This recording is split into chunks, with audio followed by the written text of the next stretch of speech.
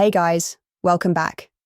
Today's story takes us deep into the blurred lines between online trolling, real-life consequences, and the terrifying moment when nobody can tell what's real until it's way too late. This one revolves around a close-knit gaming community, a controversial user known for his disturbing jokes, and a mysterious four-step plan that begins as just another internet bit and slowly transforms into something no one in the server could have imagined. At the center of this is a gamer named Nicole, who logs on expecting a chill session in her favorite fantasy game. Instead, she finds the chat exploding with reactions to one user, someone known for trolling, posting images that seem to document a truly horrifying plan in action. The first photo? Unbelievable. The second? Unthinkable. But when the third one drops, everything shifts. That's when people stop laughing. And here's the detail that stuck with me. This plan was laid out in real time, step by step, posted for everyone to see, with no one sure if it was a twisted joke or something very real. So my question to you as we go into this, what would you do if you were part of that Discord server? Would you believe him or brush it off like everyone else? After the video plays, I'll share my own breakdown and reaction to the case, how it hit me personally, and what I think this story says about how online communities work and fail. And while the story plays, my friend will be doing a lip sync or cosplay version of MrBallen's narration, just to help you stay visually focused and experience it in a whole new way. Let's get into it. Today's story is about a group of internet gamers who played together for years. But one day, in their online world, the line between reality and fantasy suddenly blurred, and nobody could tell what was real and what was fake, until it was too late. But before we get into that story, if you're a fan of the strange, dark, and mysterious delivered in story format, then you've come to the right place because that's all we do, and we upload once a week. So if that's of interest to you, please adjust the like button's power seats in their car to a very uncomfortable position, and then rip out the fuse. Also, please subscribe to our channel and turn on all notifications so you don't miss any of our weekly uploads. Okay, let's get into today's story.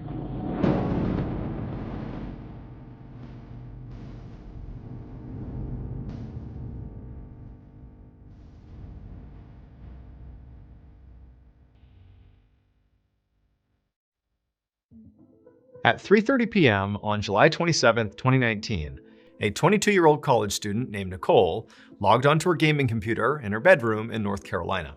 Nicole had spent the morning and the early part of the afternoon studying, but now she could finally kick back and relax and play her favorite video game, an online multiplayer combat game called Perfect World, where people battled each other as characters inspired by Chinese mythology. Perfect World was a pretty niche game, so not a whole lot of people played it or even knew about it.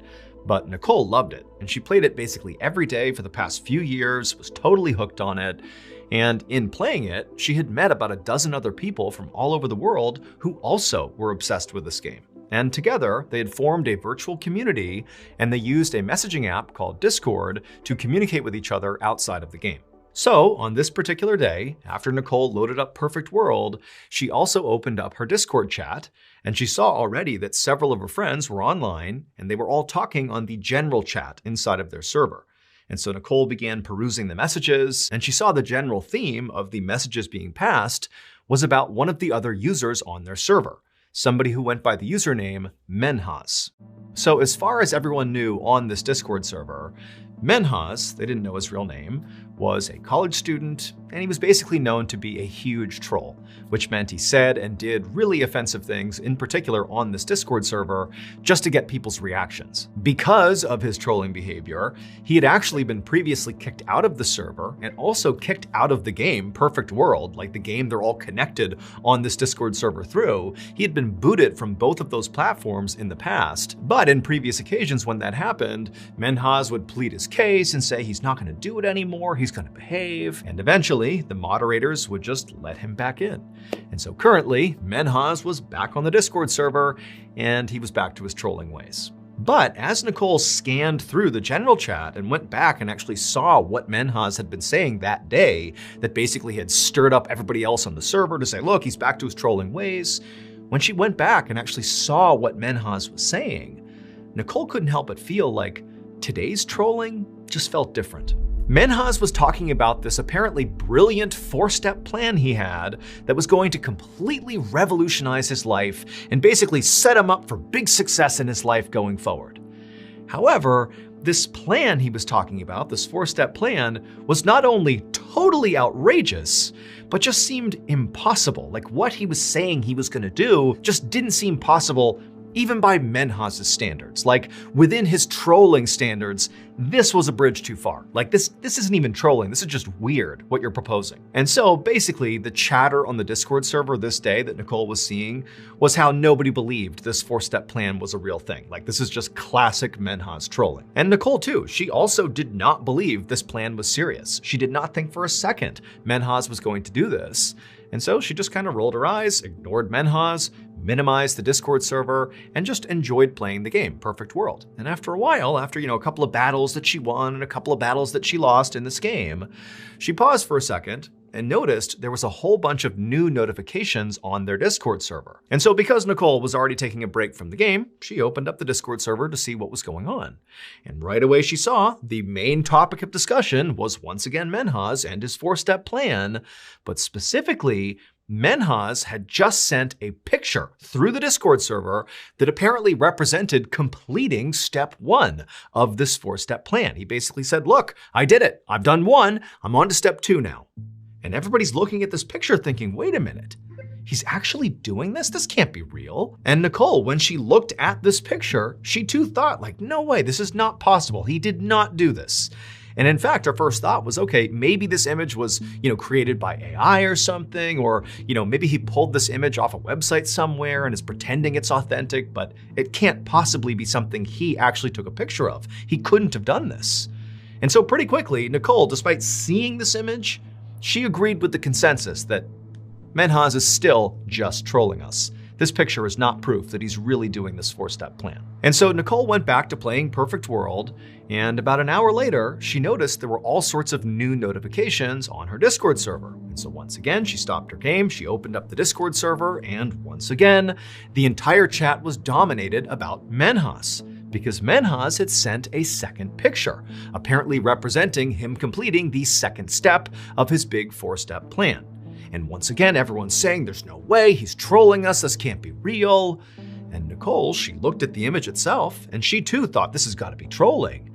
But now, she wasn't just filled with pure disbelief. She wasn't able to just completely discard what was happening here, because part of her was thinking, like, how is Menhaz getting these hyper-specific images that really are tethered to this exact plan he's laid out? Like, how does he have these images? Where are they coming from? Now, this was back in 2019, and certainly AI technology existed, but not the way it does now, where, the average user can literally in seconds create hyper-specific images using AI. In 2019, that really wasn't available to most people, and so really the only way Menhaz could potentially have these images, at least in Nicole's mind, was he had to have pulled them off some website somewhere and basically pretended they were images that he took. And so Nicole decided she was actually going to take the 2 images he had sent and reverse image search them to try to figure out where they came from, find the website, where he's pulling them from, because clearly these pictures are not authentic. There's no way Menhaz actually took these photos. But when Nicole reverse image searched both images, nothing came up. Now, Nicole thought, okay, that does seem to suggest these are authentic pictures he really did take, which maybe means he's actually doing this plan, even though that seemed totally preposterous. Or she thought maybe, these images have been pulled from such an obscure website somewhere that I don't have access to, finding them in a reverse image search, that maybe that's what it is. And so at this point, Nicole told herself, you know what, there's got to be a reasonable explanation for this, but I'll tell you this, it can't be that Menhaz is actually following through on this plan. It's not possible. And so once again, she minimized the Discord server and got back into the game. But pretty quickly, Nicole just stopped playing the game because her mind was totally fixated on whatever was going on with Menhaz. And so she opened up the Discord server again, and she saw still everybody in the chat was talking about Menhaz and these 2 pictures he had sent. And basically the server was divided. About half the members believed this really was just Menhaz trolling, and the other half was starting to think that, hey guys, this might be real. He might actually be carrying out this 4-step plan. Those pictures might be real. And if that's the case, we have a huge problem, Because this plan, if he actually carries it out, is so completely illegal. He can't do this. This is not okay. And so the faction of members on the Discord server that were starting to sense that this four-step plan of Menhaz's might actually be real began to talk internally, and they said, look, like, we can't just sit here and do nothing if Menhaz is actually doing this. We have to stop him. This is not okay. And so in fact, one of these members actually contacted their local police and told them, hey, there's this guy on my Discord server, his username is Menhaz, I don't have his actual name, but he's doing something that could be very bad, and you need to look into it. And so the dispatcher said, okay, well, where does Menhaz live? And the person who had called was like, well, I don't actually know. In fact, I really don't know much about him other than the fact that he goes by Menhaz and he sent these crazy pictures that could be real or not, I don't know. And so eventually the dispatcher just said, look, like, I get it that you're concerned, but we have nothing to go on here. And remember, this is the internet. People make stuff up all the time. And so pretty quickly after that, the police officer just hung up, and that was that.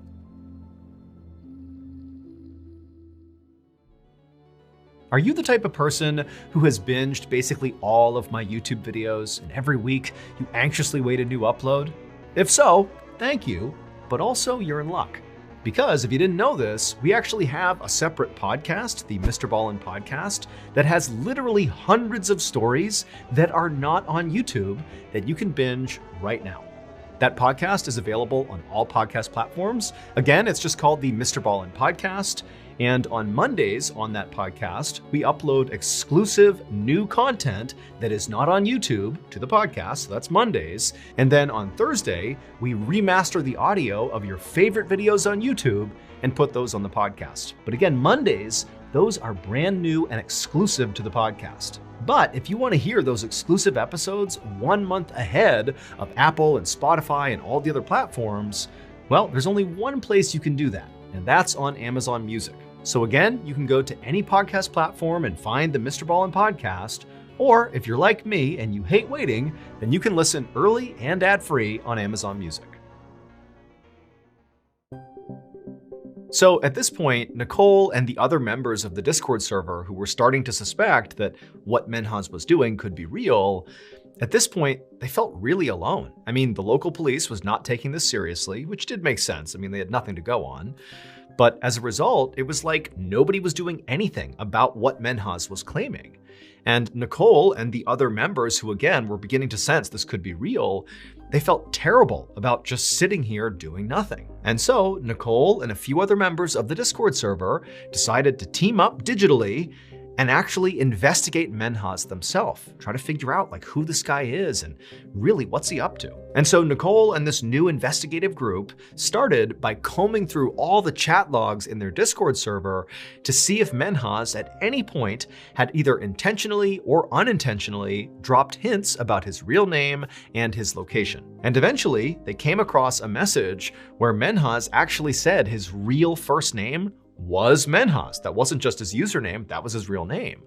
And that was great because Menhaz was a pretty unique name. And so Nicole and the group thought, okay, well, if we find where in the world that name is somewhat common, maybe that will give us a rough idea of where to look for Menhaz in the world. They also knew that Menhaz was a college student, or at least he claimed to be.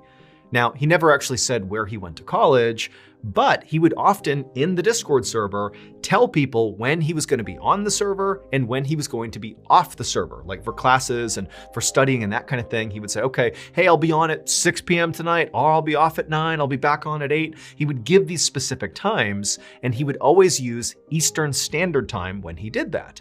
And so a natural assumption that Nicole and her group made was, okay, very likely Menhaz lives in the Eastern time zone. And that time zone included the entire East Coast of the United States, Eastern and Central Canada, and also some countries in South and Central America. But while that was helpful, it still created too broad of an area in the world for this group to realistically look for Menhaz. It was nearly impossible to actually figure out where he was.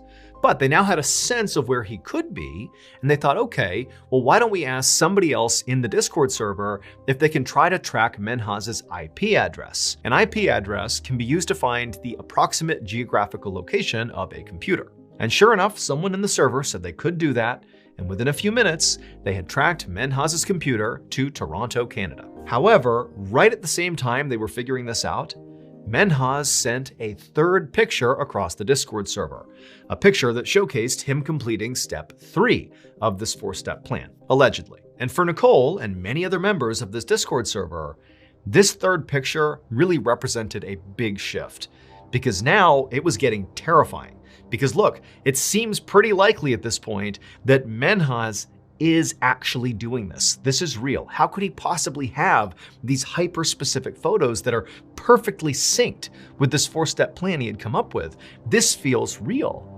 And so Nicole, she actually asked the person who had traced his IP address to Toronto, she said, hey, should we call the Toronto police and tell them what's going on here? You know, maybe they can go find him and stop him before he completes this plan. I mean, he's apparently completed 3 steps. There's only 1 step left. We have to stop him here. But the person who had tracked his IP address to Toronto said, look, what are the police gonna do? There's 6 million people that live in Toronto, and all we have is that maybe his computer is in Toronto and maybe these pictures are real. And also, by the way, it's pretty easy to mask your IP address. You can use something called a VPN or virtual private network that when you track someone's IP address that has one of those working, it will make it seem like their address is, for example, in Toronto or Chicago or New York or Dallas or anywhere in the world, when in reality, their computer is somewhere totally different. And so the police are not going to launch a manhunt based on an IP address. It's not 100% accurate. And so basically, Nicole realized that even though they saw they are on the precipice, potentially, of Menhaz committing some horrible crime, and they can't do anything about it because they don't really have any information about Menhaz. And so at this point, everybody on the Discord server was basically begging Menhaz to come clean. Tell us these photos are fake. Tell us this plan of yours is really just you trolling. But Menhaz didn't do that. He doubled down and said, oh no, these are all real. And in fact, I'm going to complete step 4 of this plan and complete the whole process in 30 minutes. And after that, all Nicole and the other members of the Discord server could do was just try to convince Menhaz not to do this. Don't follow through with this. Don't complete the plan. You gotta stop. It's not worth it. But Menhaz refused and said, I'm doing this no matter what. And sure enough, 30 minutes later, Menhaz would send one final picture, the 4th picture, showcasing that his 4-step plan was now complete. At this point, someone from the Discord server did call the Toronto police. The following day, at about 3:30 p.m., police officers arrived outside of Menhaz's home, which it would turn out was located in a small town just north of Toronto. The IP address had been correct. By this point, it had now been about 24 hours since Menhaz had sent the very first picture of his 4-step plan. Police knocked on the front door, having no idea what to expect here. They had seen the images Menhaz had sent on the Discord server, but at this point, until they went inside, they had no idea if they were dealing with a terrible crime or a terrible joke. When the door opened, Menhaz himself was standing in the doorway. He had a totally neutral, very calm expression on his face. He was very gracious. He welcomed the police inside. And when they stepped inside, they asked him, what's going on here? And all Menhaz said was, you'll see. So the police walked further into the home and eventually made their way upstairs. And when they got up there, they just froze. Because it would turn out, Menhaz was not trolling. Those pictures were not fake. He really had carried out that 4-step plan. It would turn out, for the past 4 years, Menhaz had been living a double life. To his friends and family, he was a college student studying engineering, and he was on a path to great success. When in reality, he dropped out of college in his first year and just pretended to go to school every day, when in reality, he would just go to a local mall and hang out there. And then in the evenings, when school was over and he would come back home, he would just immerse himself in video games, specifically that Perfect World game. That's what he did. He just went to the mall and played video games and lied to his friends and family. But July 27th, 2019, the day Menhaz put his 4-step plan into action, was literally the last day he could maintain this ruse. Because the next day, July 28th, 2019, was the day Menhaz was scheduled to graduate from his college.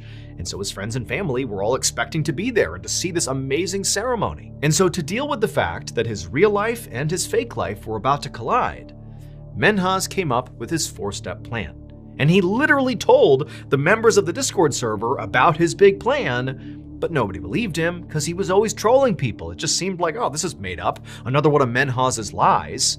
But he was not lying. It was all true. Those pictures that he sent across were absolutely authentic. He took those pictures, and they did represent completing each step in the plan. The first picture was of his mother, the second picture was of his grandmother, the third picture was of his sister, and the fourth picture was of his father.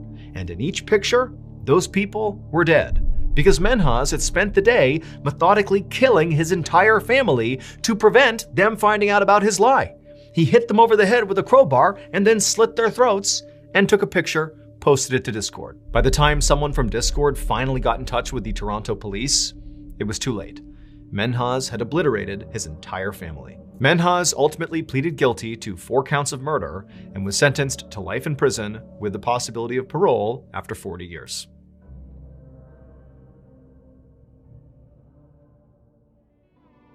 Thank you so much for watching. Let me know in the comments what you thought of today's episode, and also remember, we have hundreds more videos for you to binge right now. But if you want a recommendation of, which video to invest your time in, well, here are 2 great options right here. If you want more MrBallen content, click on this one. And if you want some redacted declassified mysteries with Luke Lamanna, click over here. All right, until next time, see ya. That was absolutely chilling. And not in the typical horror movie jump scare kind of way, but in a deeply real, quietly disturbing way that lingers long after the story ends. Because what we just watched wasn't about monsters in the woods or paranormal events. It was about a person sitting behind a screen, playing God in a place we often go to feel safe, connected, even invisible: the internet. Let's break this down by starting with the victims, because this story hits hardest when you think about it from their side. Nicole, the main person we follow, was just trying to relax and have fun online. Like most of us, she probably thought of her online space, especially a gaming server, as a place to escape stress, not absorb more of it.